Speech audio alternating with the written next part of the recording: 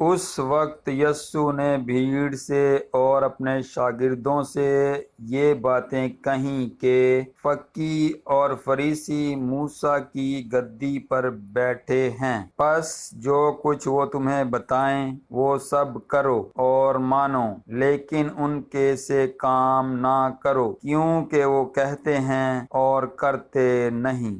وہ ایسے بھاری بوجھ جن کو اٹھانا مشکل ہے باندھ کر لوگوں کے کندھوں پر رکھتے ہیں، مگر آپ ان کو اپنی انگلی سے بھی ہلانا نہیں چاہتے۔ وہ اپنے سب کام لوگوں کو دکھانے کو کرتے ہیں، لیکن وہ اپنے تعویذ بڑے بناتے اور اپنی پوشاک کے کنارے چوڑے رکھتے ہیں، اور ضیافتوں میں صدر نشینی اور عبادت خانوں میں اعلیٰ درجہ کی کرسیاں اور بازاروں میں سلام اور آدمیوں سے ربی کہلانا پسند کرتے ہیں، مگر تم ربی نہ کہلاؤ، کیونکہ تمہارا استاد ایک ہی ہے اور تم سب بھائی ہو۔ اور زمین پر کسی کو اپنا باپ نہ کہو، کیونکہ تمہارا باپ ایک ہی ہے جو آسمانی ہے، اور نہ تم ہادی کہلاؤ، کیونکہ تمہارا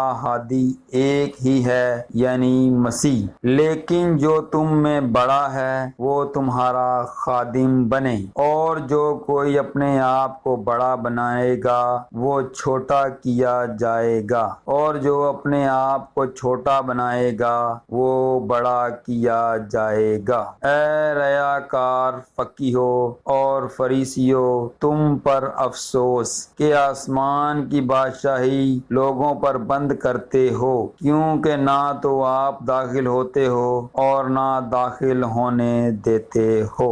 اے ریاکار فقیہوں اور فریسیوں، تم پر افسوس کہ تم بیواؤں کے گھروں کو دبا بیٹھتے ہو اور دکھاوے کے لیے نماز کو تول دیتے ہو، تمہیں زیادہ سزا ہوگی۔ اے ریاکار فقیہوں اور فریسیوں، تم پر افسوس کہ ایک مرید کرنے کے لیے تری اور خشکی کا دورہ کرتے ہو، اور جب وہ مرید ہو چکتا ہے تو اسے اپنے سے دونا جہنم کا فرزند بنا دیتے ہو۔ اے اندھے راہ بتانے والو، تم پر افسوس جو کہتے ہو کہ اگر کوئی مقدس کی قسم کھائے تو کچھ بات نہیں، لیکن اگر مقدس کے سونے کی قسم کھائے تو اس کا پابند ہوگا۔ اے احمقوں اور اندھوں، کون سا بڑا ہے، سونا یا مقدس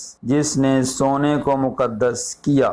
اور پھر کہتے ہو کہ اگر کوئی قربان گاہ کی قسم کھائے تو کچھ بات نہیں، لیکن جو نظر اس پر چڑھی ہو اگر اس کی قسم کھائے تو اس کا پابند ہوگا۔ اے اندھو، کون سی بڑی ہے، نظر یا قربان گاہ جو نظر کو مقدس کرتے ہو؟ پس جو قربان گاہ کی قسم کھاتا ہے وہ اس کی اور ان سب چیزوں کی جو اس پر ہیں قسم کھاتا ہے، اور جو مقدس کی قسم کھاتا ہے وہ اس کی اور اس کے رہنے والے کی قسم کھاتا ہے، اور جو آسمان کی قسم کھاتا ہے وہ خدا کے تخت کی اور اس پر بیٹھنے والے کی قسم کھاتا ہے۔ اے ریاکار فقیہوں اور فریسیوں، تم پر افسوس کہ پودینہ اور سونف اور زیرہ تو دیکی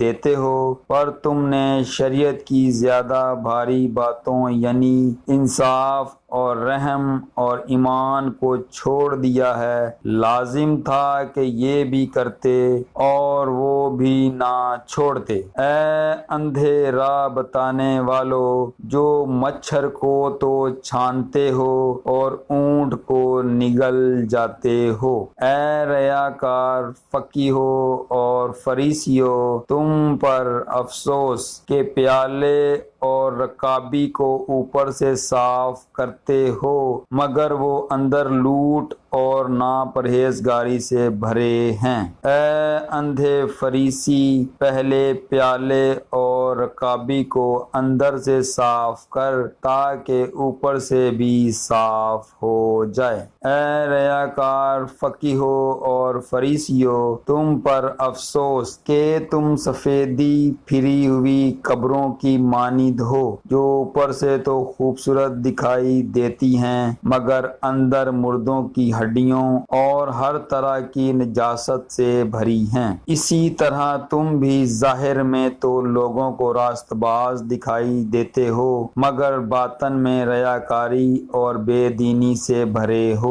اے ریاکار فقیہو اور فریسیو، تم پر افسوس کہ نبیوں کی قبریں بناتے ہو اور راست بازوں کے مقبرے آراستہ کرتے ہو، اور کہتے ہو کہ اگر ہم اپنے باپ دادا کے زمانہ میں ہوتے تو نبیوں کے خون میں ان کے شریک نہ ہوتے۔ اس طرح تم اپنی نسبت گواہی دیتے ہو کہ تم نبیوں کے قاتلوں کے فرزند ہو۔ غرض اپنے باپ دادا کا پیمانہ بھر دو۔ اے سانپو، اے افی کے بچوں، تم جہنم کی سزا سے کیوں کر بچو گے؟ اس لیے دیکھو میں نبیوں اور داناؤں اور فقیہوں کو تمہارے پاس بھیجتا ہوں، ان میں سے تم بعض کو قتل کرو گے اور صلیب پر چڑھاؤ گے اور بعض کو اپنے عبادت خانوں میں کوڑے مارو گے اور شہر شہر ستاتے پھرو گے، تاکہ سب راست بازوں کا خون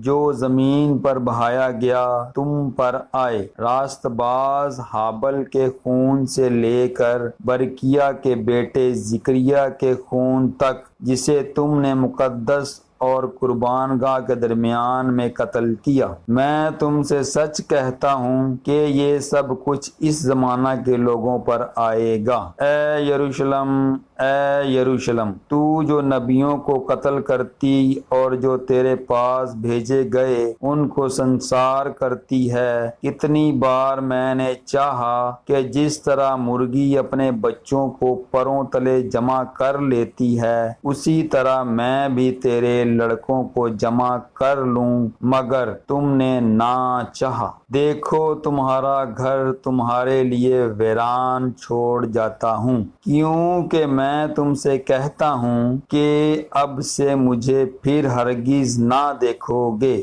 جب تک نہ کہو گے کہ مبارک ہے وہ جو خداوند کے نام سے آتا ہے۔